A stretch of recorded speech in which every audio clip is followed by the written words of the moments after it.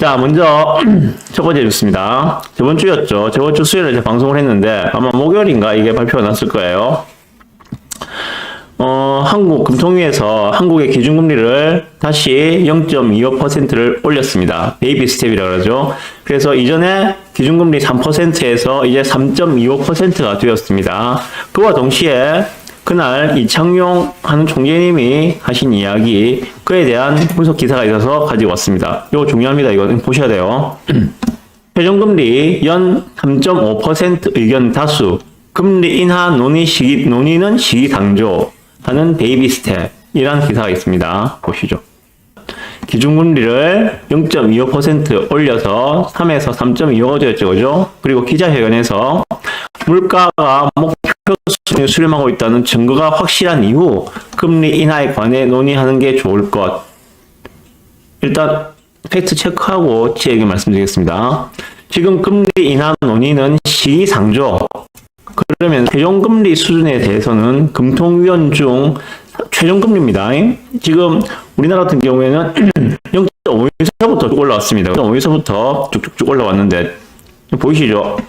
0.5에서 작년도 8.75가 되었고 11월 달에 1이 되었습니다. 이렇게 쭉쭉쭉 올라와가지고 지금 11월 달에 3.25까지 올라왔습니다. 이렇게 올라왔는데 물가가 목표 수준 때 2%, 물가 상승률이 2%대로 충분히 수렴하고 있다는 증거가 확실한 이유 금리 인하에 관해 논의하는 게 좋을 것이라며 지금 금리는 시기상조를 했다. 그리고 최종금리 수준에 대해서는 금통위원 중 3.5%, 최종금리 수준은 3.5가 바람직한 의견을 낸 사람이 3명이었고 2호라는 사람은 1명, 3.5에서 3.75 사이라는 사람은 2명이었다 라고 이야기했습니다.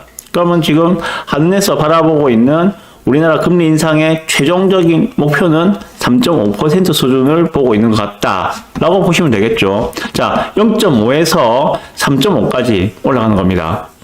3%가 올라가는 거죠. 그죠? 이것도 뭐 빠르면 미국에 비할 바는 아닙니다만은 매우 빠른 속도로 올라왔다고 보죠.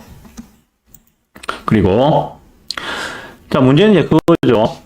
12월 14일 날 우리나라 시간입니다. 12월 14일 날 딱 2주 남았어요. 2주 뒤에 미국에서 미 연준에서 이제 다시 또 금리 인상에 대해서 발표를 하게 되겠죠. 연준에서 발표를 하게 될 겁니다.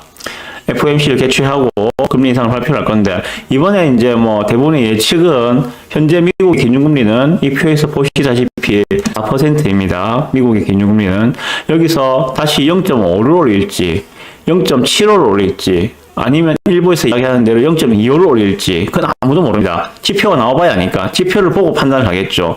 CPI라 그러죠. 그죠? 소비자 물가 지수를 보고 판단을 하겠죠. 어쨌든지 간에 지금 현재 한국과 미국의 금리 차이는 0.75% 차이가 나는 상황이고 그리고 미국이 12월 14일 좀 더 올려서 이 0.75% 차이가 더 커진다 하더라도 한은에서는 이 상태를 일단은 유지를 하고 싶다라는 의견을 제시를 하고 있습니다. 보시면 이 부분이거든요.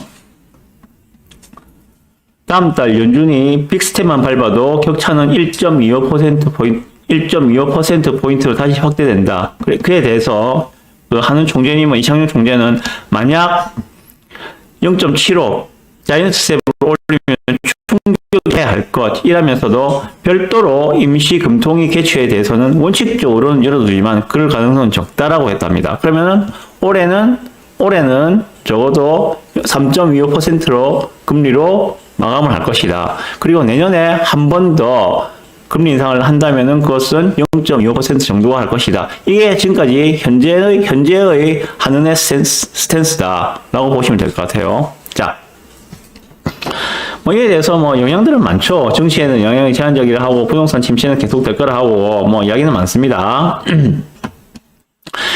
그리고 마지막으로 이창용 총재는 기준금리의 잇따른 인상으로 가계와 기업의 부담이 가중되는 것과 관련해 추후 고통을 낮추기 위한 것이라고 강조했다. 현재 이렇게 올려놓지 않으면 나중에 인플레로 더 큰 고통을 겪을 수 있기 때문에 지금 올려놓는 것이다.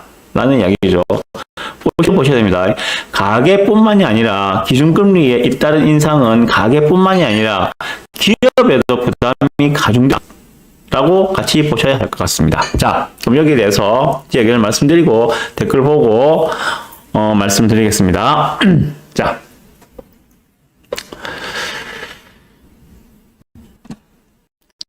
지금 한국도 이 표에서 보시다시피 한 3개월 만에 0.5에서 3.25까지 약 3%의 금리를 인상시켰습니다. 그리고 최종적인 금리 수준 가이드라 그러죠. 가이드를 갖다가 포워드 가이드를 지금 3.5%로 제시를 하고 있습니다.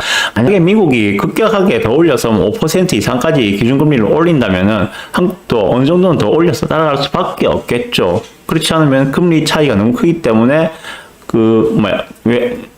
자본의 해외 유출이 우려될 수 있는 상황이기 때문에 그런 거겠죠. 자, 그런데 거의 제 생각에는 이제 거의 끝을 보이지 않는가라는 생각이 듭니다. 일단 최종적인 거는 12월 14일 날 미국의 FOMC 결과를 보는 것이 가장 가장 가깝게 이제 예측할 수 있는 방법이겠지만은 현재로 제가 볼 때는 한국에서 제시하고 있는 최종금리 수준은 3.25%다. 3.5%다. 자, 그러면 생각을 해봅시다. 3.5%의 기준입니다. 그러면 대출금리는 어느 정도 나올까요? 아마 6% 중반, 7%를 넘지는 않을 겁니다. 주담대 같은 경우에. 저번 달까지는 아마 주담대 대부분 다 5%로 아마 이자를 내셨을 거예요. 그런데 다음 달, 1월 달부터죠. 1월 달부터는 아마 6% 이상의 6% 중반에 이자를 하셔야 될 겁니다. 주담대 같은 경우에. 제가 그래서 통보를 받았거든요, 은행에서. 제가 지금 변동금리인데, 받았거든요. 그래서 알아요. 자, 그러면 3.5%가 기준금리면은 주담대의 금리는 통상적으로 6% 중반대라 보시면 된다. 그러면은 아마 그 정도가 이제 거의 마지노선이 아닌가라는 생각이 들고요. 그러면 지금 요 위에서 보시면은 금리 인하 논의는 시기상조라고 했죠. 그렇죠? 그 금리 인하 논의도 하긴 할 거야 라는 이야기죠. 왜? 지금 단기간에 너무 급하게 올려서 가계와 기업의 부담이 크기 때문에.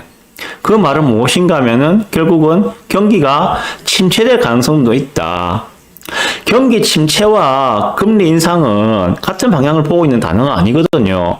제 어떤 동영상에 다른 분 댓글 달아는 거 보니까 현재 집값 하락은 금리 인상과 경기 침체가 주요인 장문의 댓글을 달아놓으신 분이 있던데 그 두 개는 같은 의미가 아닙니다. 다른 이야기거든요.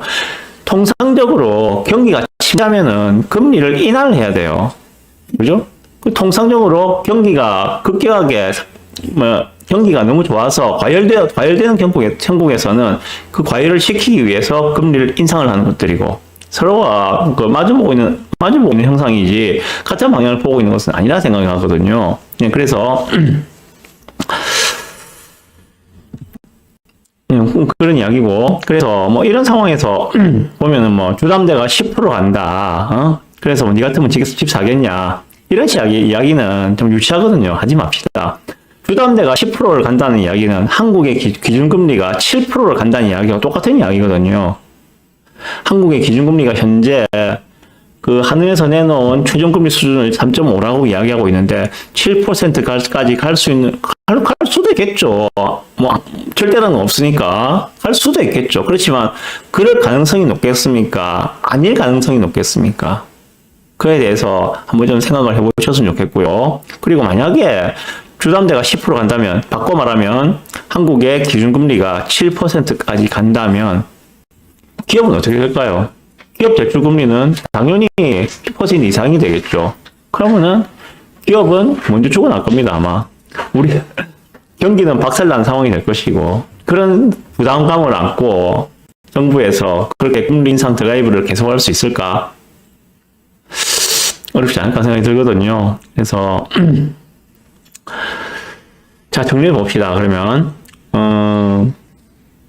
지금의 이 급격 금리 인상의 상황이 정상인가 비정상인가 돌려서 얘기해 보시자면은 2년 3년 전에 이 그래프에서 보시다시피 기준금리 미국 같은 경우에는 0.25, 한국 같은 경우에는 0.5%로 가던 그 상황이 뉴노멀이라 해서 정상처럼 이야기되었죠. 하지만 언젠가 금리는 중립금리로 회귀를 한다. 미국에서 제시하고 있는 중립금리는 2에서 2.5% 사이였다. 한국도 마찬가지겠죠. 그러면 이 당시에 뉴노멀 이야기했던 이 상황들이 비정상적인 상황이었다. 그래서 금리가 지금 그렇게 오르고 있는 것이고, 올라온 이 금리 이 상황도 정상은 아니다. 다시 언젠가는 제가 확실히 말씀 못 드리겠습니다만 나는 다시 중립금리로 회귀를 할 것이다. 그게 내년이 될지 내후년이 될지 그것은 모르겠습니다만 예, 일단 요 금리 부분에 대해서는 뭐 제가 처음 말씀드린 것도 아니고 몇 번 말씀드렸습니다. 그래서 이 정도만 말씀드리고 또 기다려 봅시다.